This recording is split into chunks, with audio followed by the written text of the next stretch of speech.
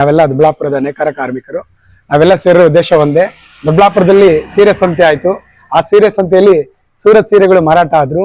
ಕೂಲಿ ಕಾರ್ಮಿಕರು ಯಾಕೆ ಪ್ರಶ್ನೆ ಕೇಳಿಲ್ಲ ಅಂತ ಹೇಳಿ ಕರ್ನಾಟಕ ಹಿತರಕ್ಷಣಾ ಸಮಿತಿಯ ಅಧ್ಯಕ್ಷರು ಒಬ್ಬರು ವ್ಯಕ್ತಿ ಇದ್ದಾರೆ. ಅವ್ರ ಹೆಸರು ಹೇಳಕ್ ಹೋಗಲ್ಲ, ನಾವು ನಮ್ಗೆ ಇಷ್ಟ ಇಲ್ಲ. ಅವ್ರು ನಮ್ಗೆ ಪ್ರಶ್ನೆ ಕೇಳಿದ್ರೆ ಯಾಕೆ ಕೇಳಿಲ್ಲ ಅಂತ.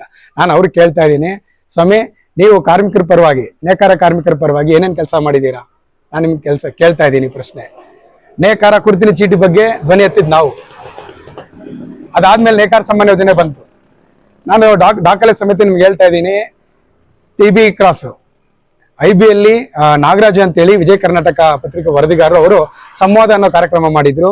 ಅವತ್ತು ಮಾಜಿ ಶಾಸಕರು ವೆಂಕಟರಾಮಯ್ಯ ಅವರಿದ್ರು, ಆಮೇಲೆ ಕೇಂದ್ರ ರೇಷ್ಮೆ ಮಂಡಳಿ ಅಧ್ಯಕ್ಷರು ಹನುಮಂತರಾವ್ ಇದ್ರು, ಹೇಮಂತ್ ರಾಜ್ ಅವರಿದ್ರು, ನೇಕಾರ ಸಮಿತಿ, ಆಮೇಲೆ ತಾವು ಕೂಡ ಇದ್ರಿ.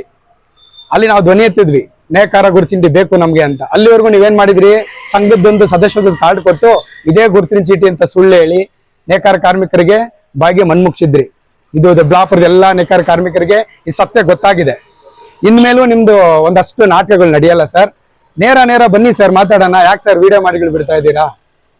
ನಾವು ಪ್ರಶ್ನೆ ಮಾಡಿದೀವಿ ಸರ್, ಅಲ್ಲಿ ಕೇಳಿದ್ವಿ. ನಾವು ಇದ್ವಿ.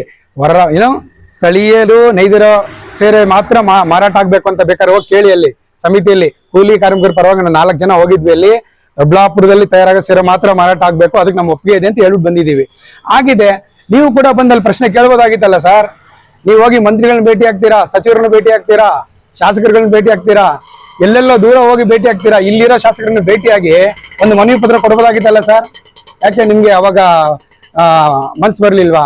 ಸೀರೆ ಸಂತೆ ಆದ್ಮೇಲೆ ಇವಾಗ ಪ್ರಶ್ನೆ ಕೇಳ್ತಾ ಇದೀರಂದ್ರೆ ನಿಮ್ಮ ಉದ್ದೇಶ ದೊಡ್ಡಬಳ್ಳಾಪುರಕ್ಕೆ ಗೌರವ ಬರೋದು ನಿಮ್ಗೆ ಬೇಕಾಗಿಲ್ಲ, ದೊಡ್ಡಬಳ್ಳಾಪುರ ಸೀರೆಗೆ ಬ್ರ್ಯಾಂಡ್ ಬರೋದು ನಿಮ್ಗೆ ಬೇಕಾಗಿಲ್ಲ.